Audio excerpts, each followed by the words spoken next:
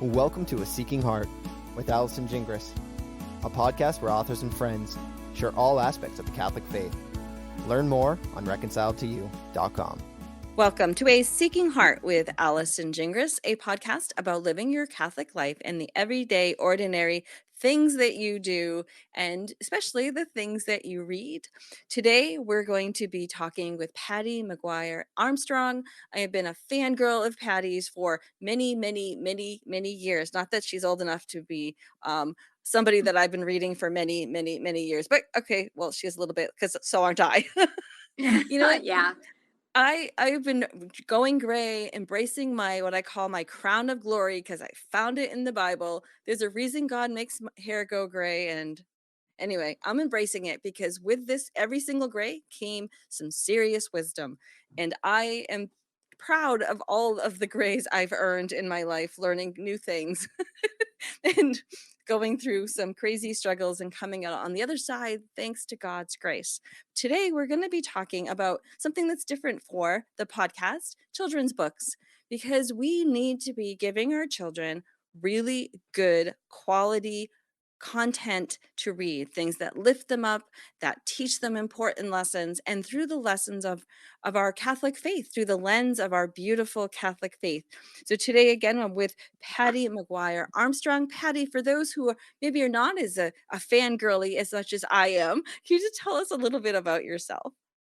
Sure. I am the mother of 10 kids. I actually started out in social work. Well, I took a lot of classes in journalism at University of Detroit, and then I switched, graduated in social work, got a master's in public administration, worked in those fields, was kind of on the liberal side, but I didn't really know my faith. You know, I wasn't a cafeteria Catholic, because a cafeteria Catholic picks and chooses. I was just generally ignorant, and I think a lot of people were. Yeah. And then as I grew in my faith, I worked for we were just talking before the show that you used to read my articles in Woman's World, and I worked in the secular world. I loved them. I And loved them. well, you know, I learned a lot working for Woman's World, and I did it as a side because I still always liked writing, and I was raising my kids, and I wanted to stay home, so it was kind of writing on the side.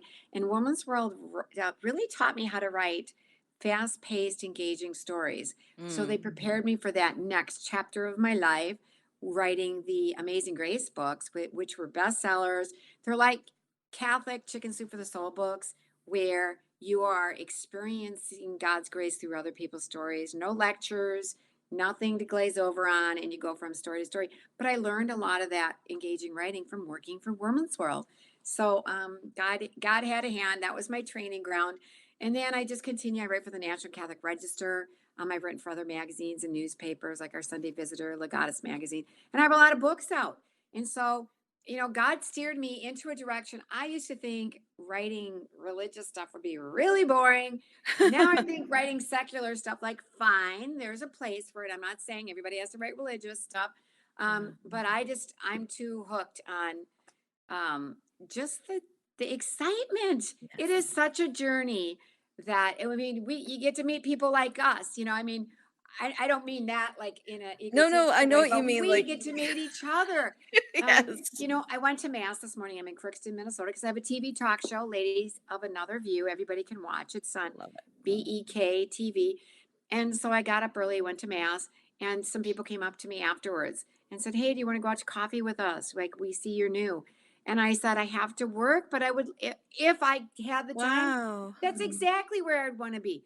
It's so exciting being Catholic, to connect with everybody. I just came back from a pilgrimage in Spain and Portugal, and then the last place was Fatima. Fatima, the most beautiful, one of the most beautiful places where everybody's there for their faith, praying and loving the Blessed Mother, and it's like a little piece of heaven, a taste of heaven, to be in a place where so many people are loving God and praying. As a Portuguese woman, 100% Portuguese woman, that place is very near and dear to my house, my heart. And Right. it's definitely on my bucket list someday to go and be there. And I love that you just shared that you went to a church that you hadn't been to before, and these women came up to you, and we need to do that more often. Just as an Yes. aside, that is so Yes. beautiful. It's exactly what I thought. Allison, we're thinking the same way. And I said, thank you for reaching out to me. because I was there yesterday and they said, hey, there was somebody new here. Did anybody reach out to her? No, she left very quickly. And then they were going out for coffee. I said, thank you for reaching out to me, because I think as Catholics, that's one of our weak points. Yes. And it was beautiful that they did that, and I thanked them.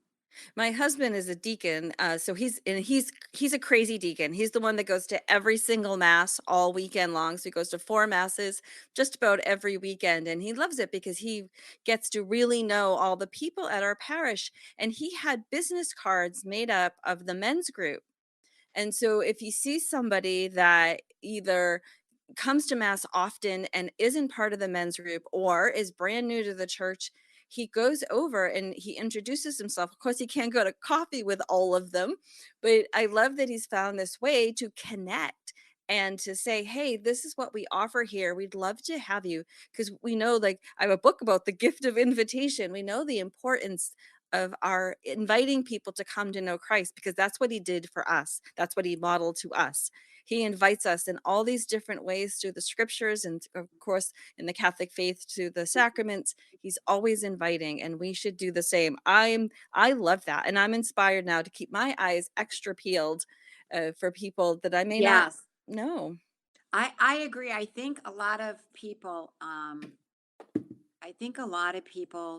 are drawn into Protestant churches because they have that hospitality and they Yes. reach out.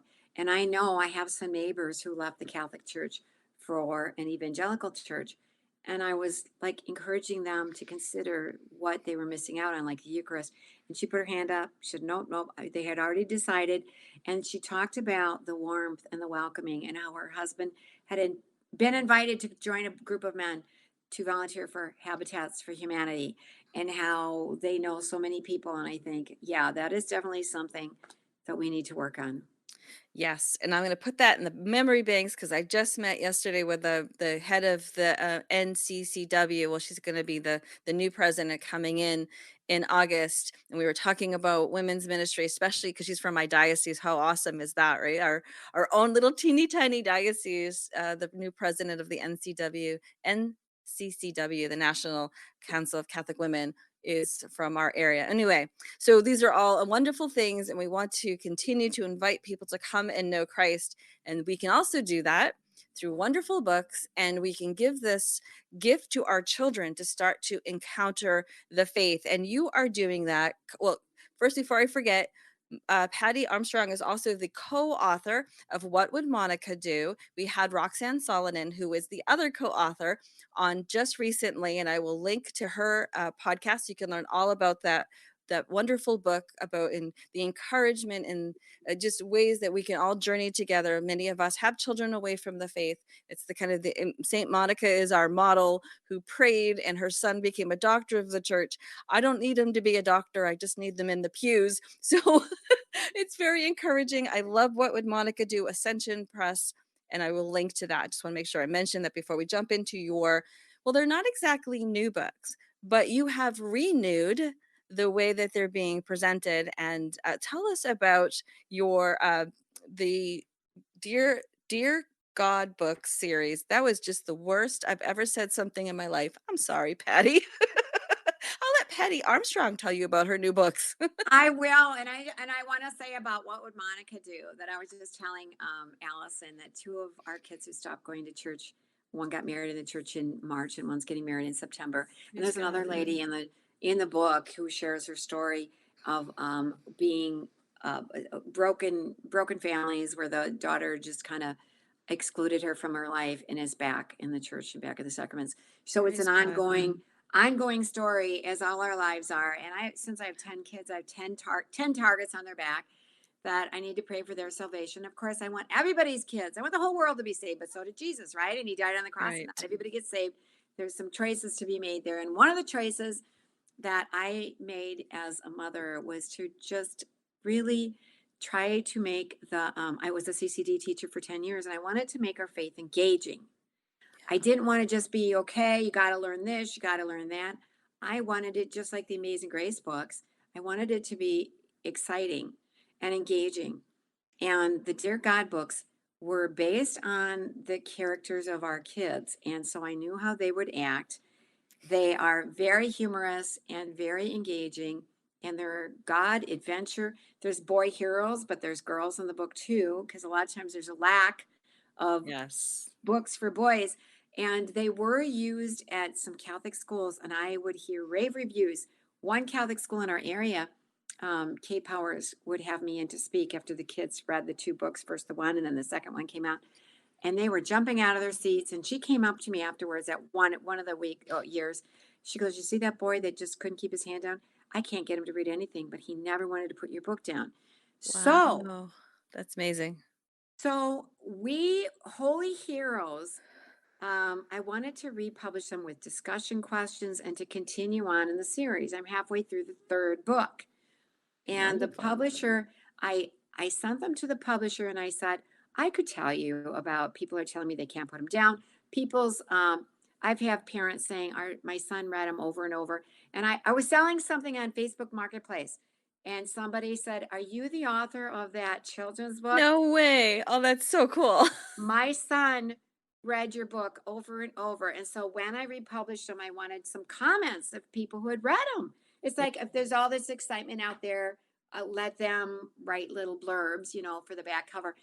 And he said every time I read your book, it touched my heart. Oh, And wow. he was a fourth grader when he read it because I had to have a category. So I said third grade to sixth grade, but really first graders, you can read it with them. And this is the weird thing. I gave it to Susan. I can't remember her name. She's the president of Heartbeat Records, and we were at a Catholic marketing network. And I'd given her a copy of the book, and then she saw me the next day and she waved me down. She said, "Patty, I had to take your book away from my granddaughter. My Oh my gosh. granddaughter was 14 years old. And she Oh, said she wow. wouldn't go to sleep. She didn't want to put it down." So I had to take it away from her. And she later told me that she had read it twice and she's 14. So Wow. Yes. I thought, okay, I want to republish these. And there's discussion questions at the end of each chapter. So you Love can that. engage and go deeper. And then Holy Heroes is going to do the third book. And it's not like in the second book, Luke doesn't want to homeschool, but it's not a book for homeschoolers. Like in the first book, the boys are in public school. Then the family decides to homeschool. In the third book, they're going on a vacation with their grandparents. It's summer vacation because I don't want to get locked into. Um, Mm. I mean, it really is like a day in the life. How do you practice your faith from a kid's point of view? Like Aaron was praying that their family wouldn't move from Montana to Bismarck, which is true. I mean, these are like historical fiction. They're based on they're based on true events and real people. Some are totally made up. So because it's fiction, I can do anything I want and have a lot of fun with it. Yes. But what do you do? Like from a kid's perspective, well, I prayed for this and the opposite happened. So why bother to pray at Right. all? Right. And a lot of parents are like, yeah, what do I tell them? But you see everything unfold. And the same with the second book. Luke doesn't want to homeschool. It's like, you can't be serious. There's no way I wouldn't be good at this. And he starts to realize that by you deciding what you think is best for you, Yeah. you just cause yourself trouble, you make your life harder, and you miss out on what God has for you until you surrender.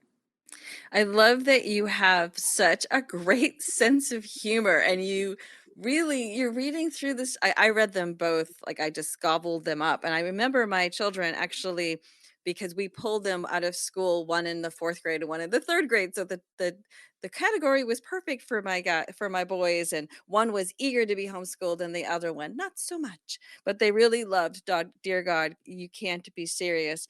But I think they were surprised at how funny it would be. I think especially the one who kind of fought me against the Catholic faith and thought homeschooling would be nerdy and that anything to do with the Catholic faith, homeschooling people or any homeschooling people, Christian people, would be boring and dour. And he was like, "Hey, this is funny." Like, yes, God created humor and we like to laugh. If you read the scriptures, like we see people laugh, we see people having parties and having a good time and filled with joy. And so I was so excited to see that you included in these characters some great sense of humor. And I just going to give the themes of the books for those people who are kind of curious about them. You can obviously check them out more on holyheroes.com, but it's making sense of prayer when you don't get what you ask for, which Patti just spoke to. We're talking again to Patti Maguire Armstrong, and we're talking about her new, her second edition of her wonderful children's books. Also, pushing for your own way can interfere with something better. I like the way you put that. Being kind isn't always easy. Oh my goodness, is that true? Even for adults. Does being a hero make you a saint? That was super. Now, the other ones I kind of expected for children's books for that age group, but this last one, does being a hero make you a saint? That was very, very interesting. Tell us a little bit about that. So, Aaron is at the school where he's trying to fit in, and having a little trouble. And one of the days they're learning about Johnny Appleseed. So Johnny Appleseed is an interesting character, and he planted apple seeds along the Ohio Valley. There's a lot of apple trees there today. He's a very interesting historical person, and he was very Christian. He wasn't Catholic, but he's very Christian. And he would, back in those days, there were, I don't know if they were homesteaders, but the farmers, and he would bring news. And so he'd be welcome in different people's homes. So we talked about Johnny Appleseed, and Aaron goes home kind of captivated with the idea of being a hero. And he wants, and he does something. He finds his mom's keys, and she's like running around. That was me. Running around, where's my keys? He finds them. She's like, oh, you're my hero, thank you. And then so he's like putting everything together and thinking, he wants to be a hero. And he takes the dog out for a walk, and he notices, now this meant a lot to me. So he notices the man across the street bringing his groceries in. So he goes out to help him carry his groceries in. So one of the moms of one of the kids that love the books she goes, I just want to let you know that he went out and helped the neighbor carry the groceries. Oh, and he said he wow. got the idea from the book. Wow. So of course, a kid does, he still gets a lot of praise. So then Aaron starts thinking, well, I want to be a hero, but what else is there to do? So he starts setting up situations where he's creating a situation to make himself look like a hero. And he excuses it. Like, Yeah. well, he ends up letting his neighbor's dog out, thinking, well, you know what, this gate isn't secure anyway. And then he'll bring the dog back and be a hero. But then the dog starts taking off, and he's going to be in a bit of trouble. And then, so it kind of goes on from there. And he's made out to be a hero, but he isn't really. And he gets found out along the way. And then down the road, he has to go apologize. And he's in a circumstance where he does become a hero because somebody needs help. And he has to call 911. And so he comes to grip with the idea that you can't make yourself into a hero, and that wanting to be a hero is all about you. Yes. And that saints just want to serve God, and they just kind of basically bloom where they're planted, and it's about God and others, and it's not about you. And that's what real heroes are, is they did something. Sometimes they risk their lives, but they did something for others. That's So- such a beautiful lesson. You can't orchestrate being a hero. You can't orchestrate serving God with your own motives. Like we just had ordinations here, and I was so blessed that two of the three men being ordained were very good friends of mine. And the bishop included in his homily said that the number one ingredient for all of us to be holy, and we're all through our baptism called universal call to holiness, the one ingredient that we all need to start with is humility. And humility, as C.S. Lewis said, is caring more about other people than you care about yourself. I just completely misquoted, but basically, not thinking less. Oh, I figured it out. I remembered it now. It's not thinking less of yourself. It's thinking of yourself less often. Right. Thank you, right. C.S. Lewis. So it's in it's thinking about God first. Like, what is God calling me to? And I think that's a hard thing to get kids to see and understand. And I think you did such a beautiful job with that in, Dear God, I Don't Get It. That's the first. So, and the other thing is, do they need to be read in order? So if I'm, No. okay. No, you can read them. You can enjoy a book by itself. And I think you discovered that because you were starting to homeschool. So you got Dear God, You Can't Be Yeah. Serious. Because I just kind of fill them in. And each book is its own book. I mean, it's fun when you know, these characters. And then you don't have to say goodbye because now there's another book and there will be a third one. And Ken Davison, the publisher, goes, oh, no, this is going to be like the Hardy Boys. You're going to have 40. And I was like, when I wrote the one, that's all I ever saw. But it was kids. I was speaking to a group of kids. And they said, is there going to be another one? And I said, well, I don't know. I wasn't planning on it. And sure enough, there was another one. Now there's a third one. And along the lines of being humble and not thinking less of yourself, but thinking of yourself less often.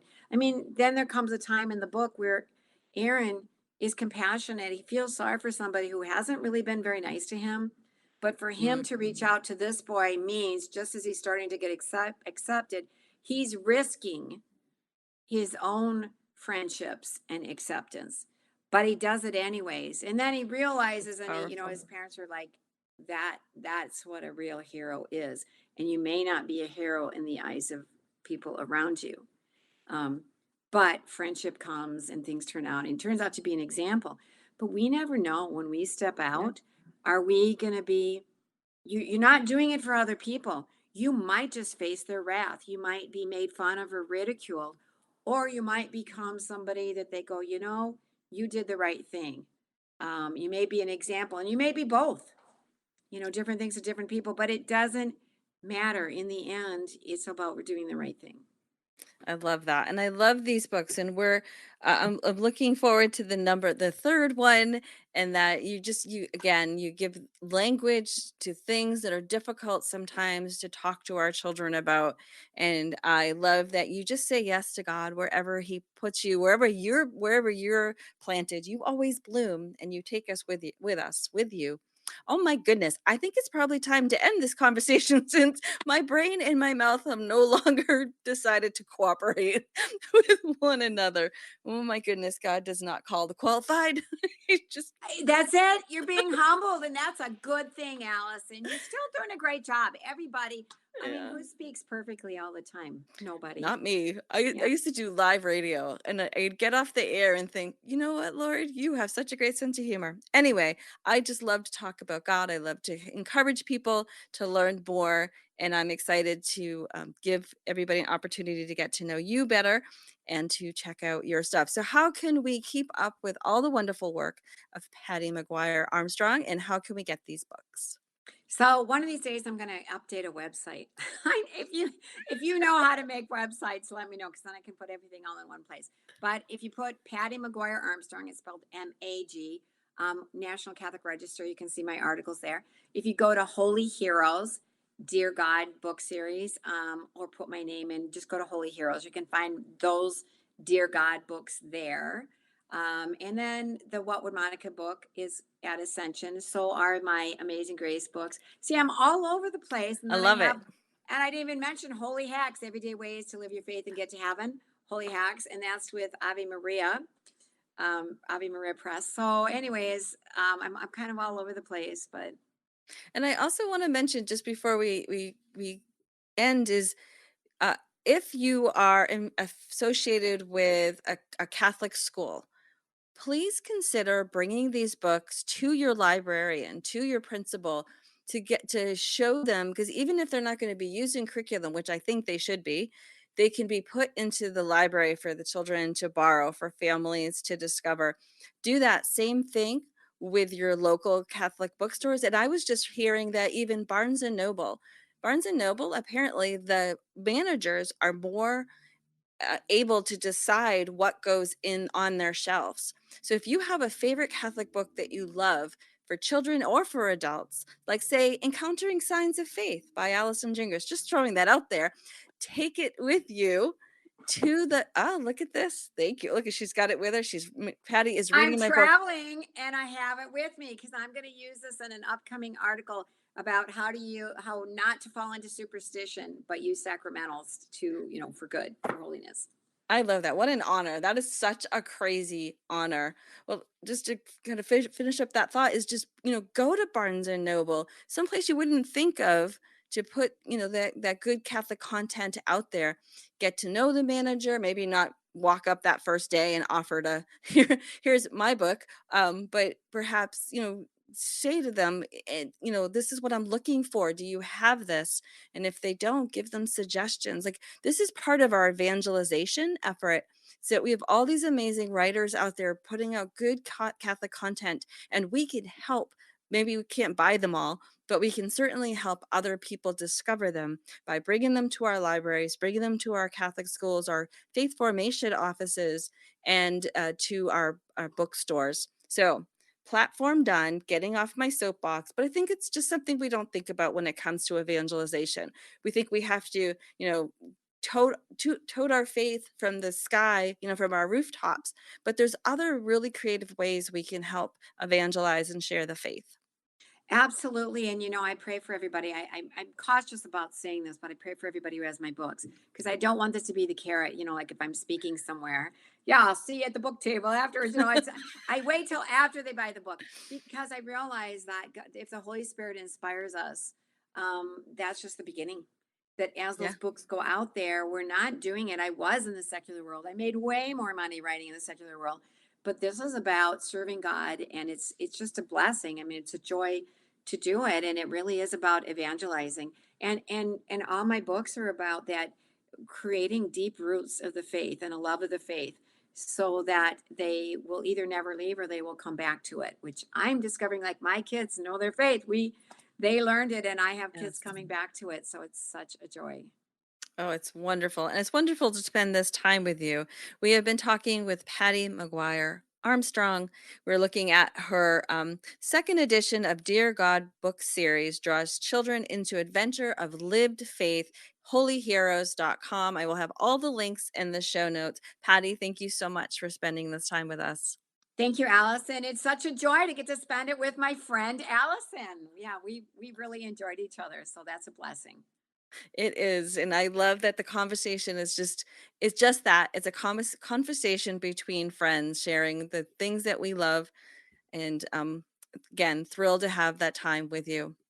You have been listening to A Seeking Heart with Allison Gingras. God bless. Thank you for listening to A Seeking Heart with Allison Gingras.